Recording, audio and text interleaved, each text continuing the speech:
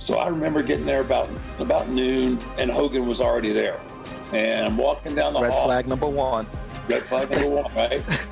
So he goes, hey kid, can I talk to you, right? So we go into one of the locker rooms, into the shower. At last, The Undertaker is talking about his first experiences with Hulk Hogan, to put it mildly. Hogan may not be the hero that his admirers previously thought him to be. Undertaker has been revealing Hogan's victims through stealthy persuasion and unsettling backstage actions. Let me explain. Startling discovery. On November 27, 1991, at Survivor Series, a little-known supernatural figure known as The Undertaker overcame the formidable Hulk Hogan to win his first WWE Championship, permanently altering the wrestling industry. What ought to have been a turning point in the young person's career instead. Mark Calloway turned into a masterclass in political scheming and backstage manipulation that would follow him for decades. We must take ourselves back to that crucial juncture in wrestling history in order to fully comprehend the scope of what happened. Just 1 year into his WWE career, The Undertaker was about to take on the biggest celebrity in the business, possibly the biggest star in wrestling ever. Hulk Hogan was more than just the victor. The Golden Goose was him, the individual who has led WWE to its greatest success. Tharger-than-life figure who became a worldwide sensation after leaving the world of professional wrestling. However, this day was different in some way. The setup started before the match ever began, as The Undertaker would later disclose in an open interview. The Undertaker revealed the deliberate nature of what many had believed to be a valid injury, a revelation that rocked the wrestling community. As The Undertaker remembers, the confrontation started early that day. Back then, we would usually show up noon, on a TV or pay-per-view day. We show up at the arena around noon, 1 o'clock. Hogan would roll in about 4 or 5. So I remember getting there about noon, and Hogan was already there. In what The Undertaker now understands to be a complex setup. This seemingly innocuous detail would turn out to be the first warning sign. It should have been a red flag that Hogan, who was known for showing up late to performances, was already in the arena hours ahead of schedule. However, the youthful and self-assured Undertaker was unaware of what was about to happen. As Hogan approached the young wrestler with what appeared to be sincere concern, the setup proceeded. Flag number one. Red flag number one, right? So he goes, hey kid, can I talk to you, right? So we go into one of the locker rooms, into the shower, right? That's where all the business was always done. The Undertaker remembers that. Hogan's performance was Oscar-worthy. Thus he says to me, hey, I got this neck injury. He responds, I'm really nervous about taking your finish. The Undertaker demonstrated his professionalism and commitment to wrestler safety with his response. And I said, believe me, Hulk. I'll protect you, I said. Since I take great satisfaction in avoiding causing harm to others, I can assure you that I will hold you so tightly that you won't have any chance of injuring your neck. As The Undertaker explains, the mental strain persisted all day. Every point during the day, I'd pass him in the hall or whatnot, I'd get the, remember about my neck, right? So that's all I got all day was my neck. The Undertaker performed the Tombstone Piledriver with the highest care and accuracy when the bout ultimately happened.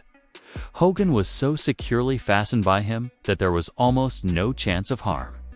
Hogan's response was instantaneous, but the execution was perfect. When I picked him up, I can assure you that I had the brother safe. Boom. I handed the gravestone to him. When my knees strike, I hear someone say, "Oh, you got me, brother." I'm talking about my neck and my back. The truth came to light as other wrestlers started to speak up. I was away because there was no Monday Night Raw, Shows were held. I was able to view it at last. However, by this point, several of the lads approach me and shake their heads as if their heads had never touched the mat. Back, You can tell his head never touched. And so now I'm in this precarious situation. Like, you know, I'm still a greenhorn, right? I mean, and now I've got to confront, you know, the face of wrestling, the biggest draw, you know, ever. The Undertaker learned all he needed to know about the man behind the gimmick by Hogan's answer when. The showdown ultimately took place in San Antonio. The Undertaker's experience, however, was by no means exceptional. A troubling pattern of deception and career sabotage that would last for decades in professional wrestling emerged as more wrestlers came forward to talk about their experiences with Hulk Hogan.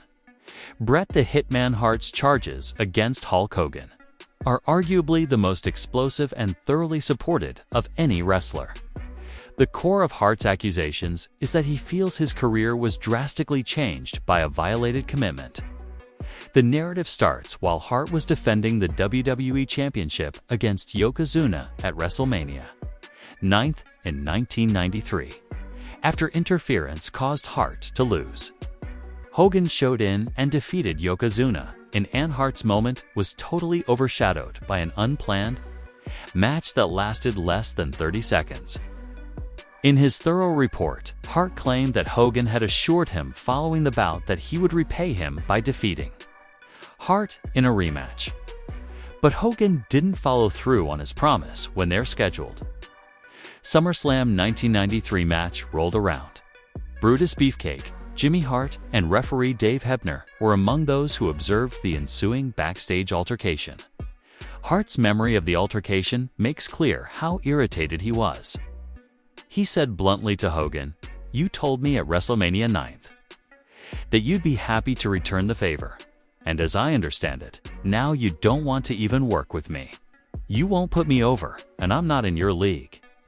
Hart's rage reached a boiling point when he said, "On behalf of myself, my family, and the majority of the boys in the dressing room, you can go for yourselves." Hogan's contemptuous reaction to Hart's charges has continued for many years. When a fan brought up Hart in 1993 in a 2018 Twitter chat, Hogan reacted patronizingly, "He hasn't started his age yet, haha. Back before you were born, we were still drawing huge money." Despite Hart being the champion and main inventor at the time, Hogan's attitude toward Hart even decades later is evident in this response, which dismisses Hart's skills and accomplishments. Shawn Michaels also came forward with similar charges, continuing the pattern. Michaels claimed that Hogan's withdrawal from a scheduled best-of-3 series prevented him from gaining momentum during what was meant to be his return stretch, causing him to lose at SummerSlam 2005. However, Hogan's assault on Mick Foley, a hardcore legend, was arguably the most damaging. In 2002, Hogan called Foley a glorified stuntman and said he trained more in a week than Foley had in 30 years, making statements that were not only hurtful to Foley's career, but also nasty to him personally. Hogan was especially harsh in his criticism of Foley's work ethic, implying that Hogan upheld higher standards of discipline and training while Foley was unprofessional and lazy. By publicly disparaging Foley's character and work ethic, the psychological manipulation was evident. Hogan was trying to lower Foley's reputation among fans and the wrestling community. In his controlled but incisive response, Foley defended his record by citing his bouts with Shawn Michaels, Stone Cold Steve Austin, The Rock, and others. In addition to calling Hogan's comments untrue and quite nasty, he implied that Hogan would find it difficult to compete against him because he disliked physical contact. The majority of in 2018.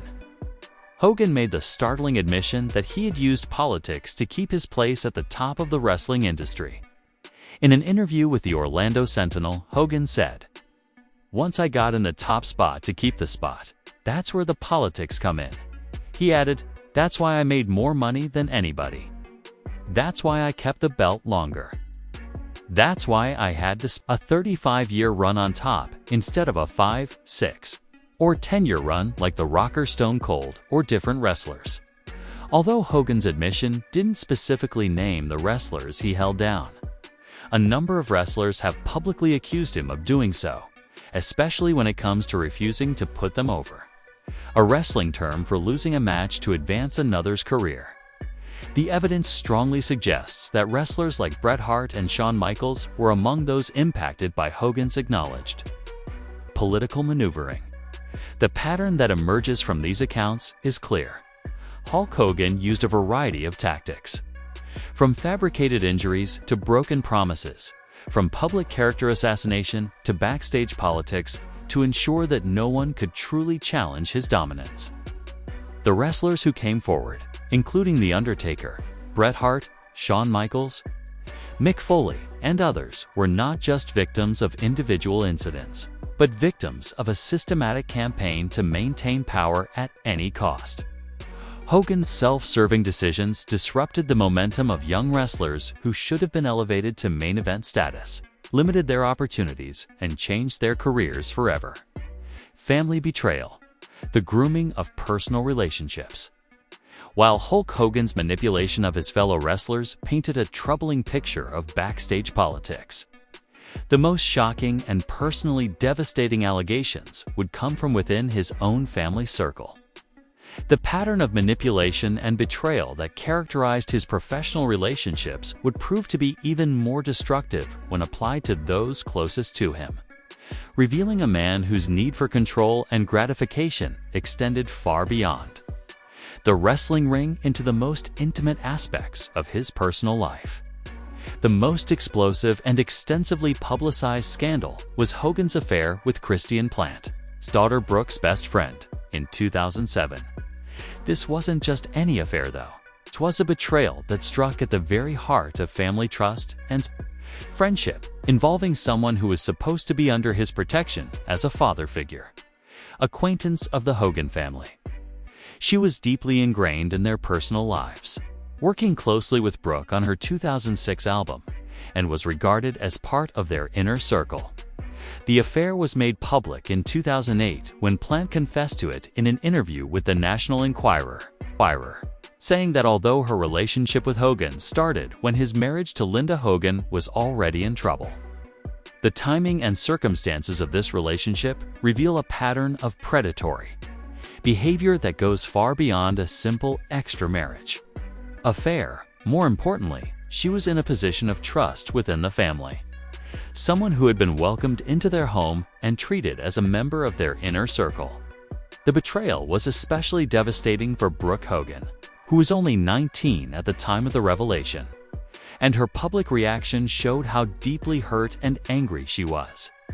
"Nothing you say will ever bring my family back together." Christiane, however.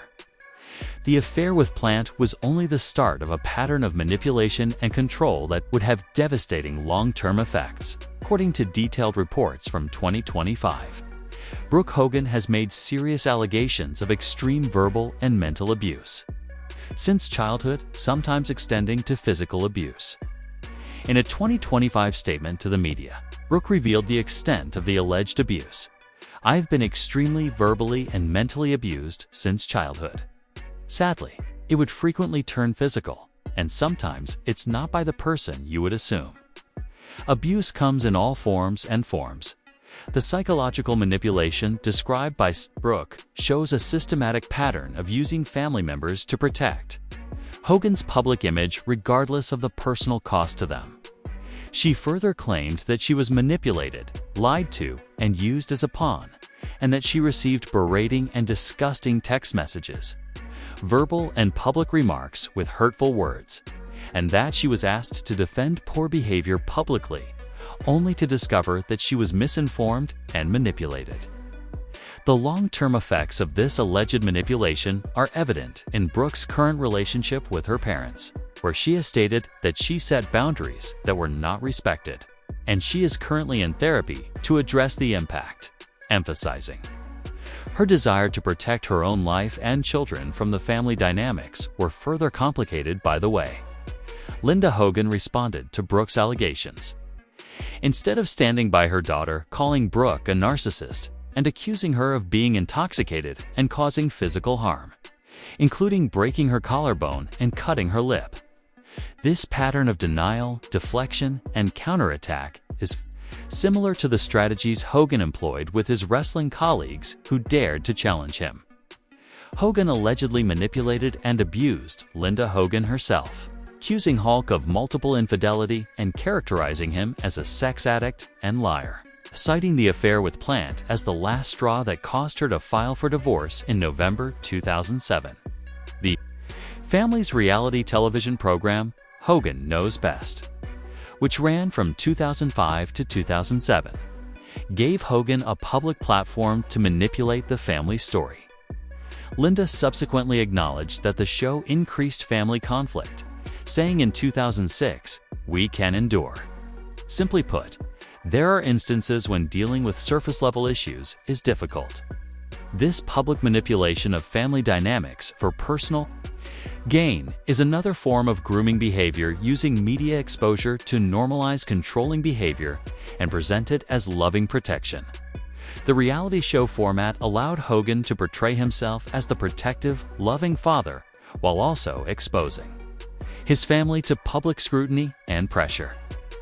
The Bubba the Love Sponge offers another unsettling example of how Hogan's personal relationships were marked by manipulation, and in a memorial interview, Bubba Clem, Hogan's best friend and best man at his wedding, disclosed how the relationship ended due to a sex tape scandal.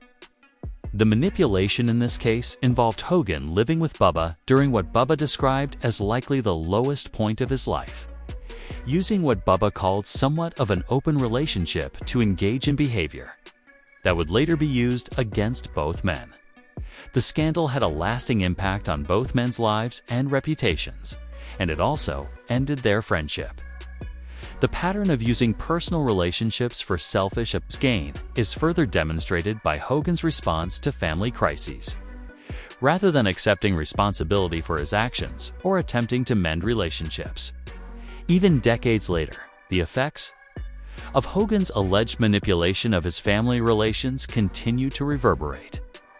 Reports from 2025 indicate that Brooke remained estranged from both parents until Hogan's death, with their reconciliation never occurring, despite his reported attempts to mend relationships in his final months. The allegations against Hogan regarding his family relationships paint a picture of a man who viewed those closest to him not as individuals deserving of love and respect, but as resources to be manipulated for his own benefit. From grooming his daughter's best friend to allegedly abusing his own children, from betraying his best friend to manipulating his wife, Hogan's personal relationships followed the same pattern of control and exploitation that characterized his professional dealings. The psychological impact of this pattern of behavior on his family members cannot be overstated. Brooke's need for therapy, her decision to cut contact with both parents, and her fear for her own children's safety all speak to the lasting damage caused by growing up in a setting where manipulation and control were accepted as signs of love and protection. The term grooming takes on its full meaning: the methodical process of establishing trust and an emotional bond with someone in order to exploit them. Whether in his professional relationships with young wrestlers or his personal relationships with family and friends, Hulk Hogan's pattern of behavior consistently involved gaining trust, establishing control, and then using that position for personal gain, regardless of the cost to others, death, reckoning, and legacy.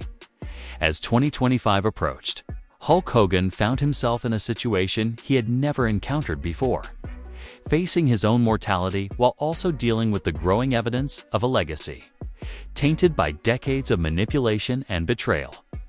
Kind of reckoning, one that would ultimately play out in the most private and devastating way possible.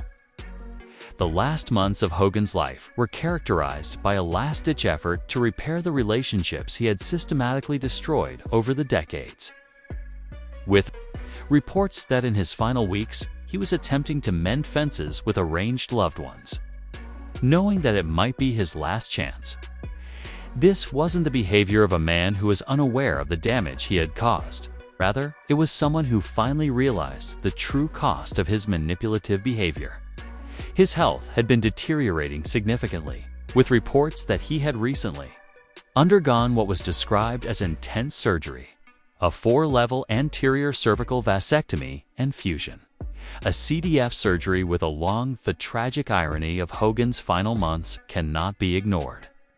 The man who had spent decades grooming and manipulating others for his own benefit now found himself desperately trying to undo the damage he had caused. But the very people he had allegedly groomed and manipulated were no longer willing to be part of his healing process. In April 2025, an insider noted that his wrestling career had left him with the body of a 140-year-old man, a stark reminder of the physical toll his decades in the ring had taken. However, perhaps more significant than his physical deterioration was the emotional isolation he faced in his final months. Narrative: they had discovered their own voices, established their own boundaries, and refused to be dragged back into the cycle of abuse. On the morning of July 24, 2025, one of the most controversial figures in wrestling came to an end when Hogan was discovered unconscious at his Clearwater, Florida home. Emergency services were called at 9:51 a.m., and after being taken by Sunstar, he was pronounced dead at Morton Plant Hospital at 11:17 a.m. The Clearwater Police Department confirmed that the preliminary cause of his death was cardiac arrest, with no indications of foul play suspected. The reaction to Hogan's death was as complicated and contentious as the man himself.